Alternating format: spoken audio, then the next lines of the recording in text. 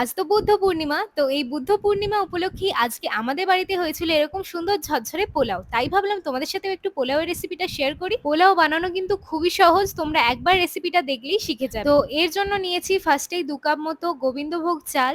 তো এটাকে ভালো করে ধুয়ে ছাঁকনি করে জলটা ছেঁকে একটু হাতে করে মেলে দেবে। আর তারপর একটা বাটিতে একটু ঘি গরম করে নাও আর গ্যাসটা অফ করে তার মধ্যে ১ চামচের মতো হলুদ দিয়ে সেটাকে ভালো করে মিক্স করে নাও। আর তারপর সেটা চালের মধ্যে দিয়ে দাও আর তার সাথে দাও আদা বাটা আর কাঁচা লঙ্কা বাটা। তারপর এগুলোকে একসাথে ভালো করে মিক্স করে কিছুক্ষণের জন্য রেখে দাও। এরপর একটা কড়াইতে ২ চামচের মতো ঘি নিয়ে নাও আর কাজুটা ভাজতে থাকো। এরকম করে কাজুটা একটু ভেঙে নিও। আর লাল, লাল হয়ে ভাজা হয়ে গেলে কাজুটা তারপর কিশমিশটা দিয়ে এইভাবে কিশমিশগুলো ফুলে উঠলে নামিয়ে নিও। আর তারপর ওই কড়াইতেই তেজপাতা, লবঙ্গ, এলাচ, দারচিনি এইগুলো দিয়ে দাও। আর একটু ভাজা, ভাজা হয়ে গেলে চালটা দিয়ে দিও। আর তারপর চালটাকে একটু ভাজা, ভাজা করতে হবে। যতক্ষণ না এইরকম ঠিক ঝরঝরে হয়ে যাচ্ছে ততক্ষণ তোমাদের ভাজতে হবে।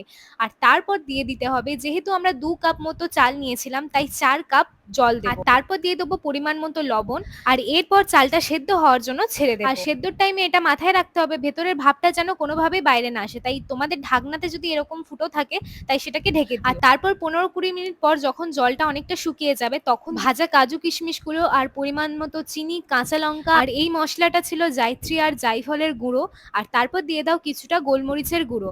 ব্যাস তারপর আবার নেড়ে ছেড়ে ঢাকা চাপা দিয়ে দাও, আবারও ভালো করে সেদ্ধ হতে দাও। আর সেদ্ধ হয়ে গেলেই তৈরি হয়ে যাবে আজকের রেসিপি বাসন্তী পোলাও। পোলাওটা কিন্তু গরম অবস্থায় একদমই ঝরঝরে হবে না, একটু ঠান্ডা হলে ঝরঝরে হয়ে যাবে। আর এই বাসন্তী পোলাওয়ের সাথে যদি ভেজের মধ্যে আলুর দম আর নন ভেজের মধ্যে চিকেন কষা রাখো তাহলে কিন্তু বাসন্তী পোলাওটা খেতে দারুণ লাগে। তো আজকের রেসিপিটা তোমাদের কেমন লাগলো অবশ্যই জানিও। আর এরকম সুন্দর সুন্দর রেসিপি পেতে হলে পেজটাকে ফলো করে দিও।